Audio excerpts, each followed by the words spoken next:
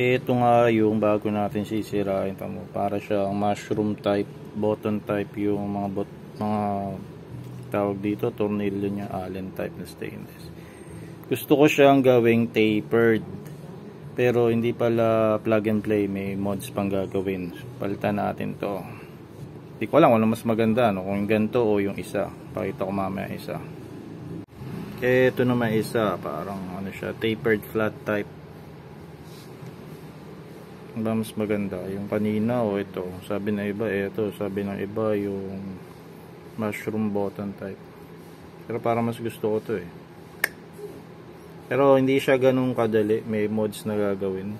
Napakita ko sa inyo. Kailangan yung drill bit. 8mm. May sisirain na naman tayong bago. Sisirainin. Ito kasi yung bolts niya na nakakabit. Parang button type. Parang mushroom. Ito pala to. Kaya so parang nalalakayan ako pag nasa gilid. Parang laki tingnan. Gusto ko mangyari ganito. Tapered to eh. Ayan o. Medyo nakalubog siya. Yan. Medyo nakalubog yun na sa taas ah. Eto. Pero pag nagkabit ka, nag-install ka ng ganito right away, medyo nakaangat. Hindi siya flat. Ito. So yung naging flat to, ito nga sa taas, ginamitan ko yan ng drill. Pakita ko sa inyo. Medyo drinil ko pa to para maging tapered din yung sa loob. Yan, ganyan yung tsura nya. Malakas lang loob ko kasi hindi naman orig na momo to eh. Ngayon kung babalik din natin yung mushroom, nasa na yung mushroom natin, kung babalik natin to, hindi na ata pwede. Makikita na yung makita na tayo na drill, hindi na matatakpan. Hindi, pwede pa. Pwede pa din. Pero mas maganda yung ano, yung ganito na. Yung ginawa ko dyan, drinil ko nga ito, tama. 8mm ata size. Ito yung gamit ko. Sa makita natin, kinayang ko lang yun. Daan-daan. Meron kasi itong low setting eh. Oo, talagang mabagal. Ang bilis yun ah. Ayan o, ganyan lang sa kabagal. Kaya pwede. Pero to, solve na to. Okay na to. Pag nilakihan pa natin to, lalabas na yung parang color white sa gilid. Di na maganda eh. Kaya na yung maximum nya. Kaya pag binalik natin yung tapered, kasi yung tapered ko. Pag binalik natin to, ox na yan, swak na siya tulad nung kanina. Ito kasi hindi pa to na drill. Wala, ulats pa. Kaya pag kinabit mo yan, nakaangat. Hindi pa siya na drill. Stop. Wala naman ako mahanap na ano, saktong tapered para dyan. Kasi nga hindi naman tapered yung pagkakabit. Bali wala. Ayan, nakaangat siya. O, maganda niyan. Palit ka na ng steering wheel. Mahal yung origi. Sa 25k. Itong copy 2.5 lang ata. Ayan, nakaangat. Galatayan pag ano. Ayaw mag-focus ang camera ko. Ayan, nakaangat siya. Ang layo ng difference. Dito, pantay na pantay. So, ganun gagawin ko. Sisirain ko siya. Ayan. Dikit, angat.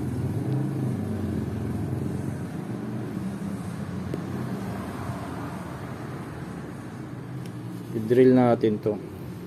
I-clean natin. Yeah. So, matagal yan madrill. Daan-daan lang dapat. Ayoko nang tanggalin. Hindi ko na tinanggal kasi may wiring pa yun. Kaya ganyan lang sa kabagal.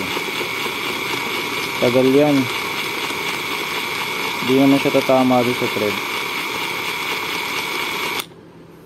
paulit-ulit ko lang siyang gagawin hanggang maging flat katulad nito. So yung size pala nitong drill bit 8mm ata ito, hindi ako nagkakamali. Kaya nga, hirap sukatin. 8.5 ba? May ganun ba? 8mm yan, 8.5. Yan na yung pinaka malapit, hindi siya sobra dun sa laki ng tapered bolt. Kasi pag sobrang laki, wala, lalabas na yung kulay puti, hindi na maganda. So parang sakto to. At yan, 6. Siguro ang tagal nito. Mga isang oras atang drill ko.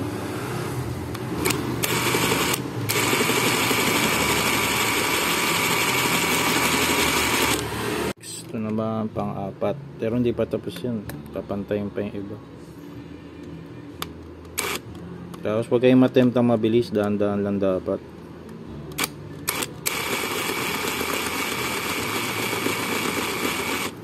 Lima na tayo. Pero hindi pa tapos yung iba dyan. Mataas pa.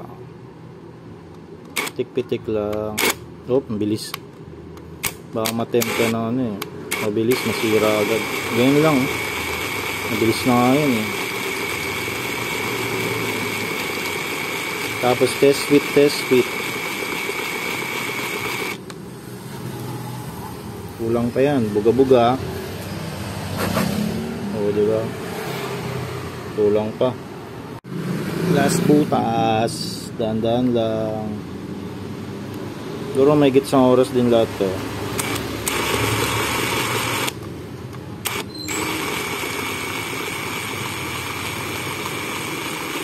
Tapos check nyo rin. Pag tigil nyo, stop tayo. Kunin nyo rin yung bolt. Check nyo kung okay na.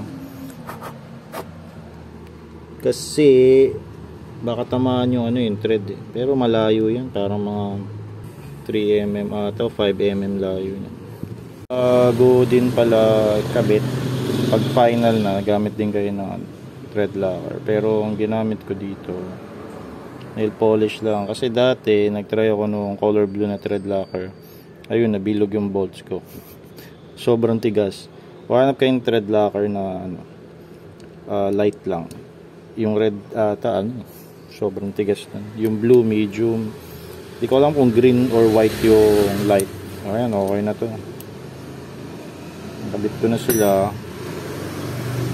Kung hindi pa kayo satisfy sa pagkakapantay niya, ulitin nyo lang hanggang pumantay-pantay sila. Ayun lang, yung ating destroy it yourself literal ngayon.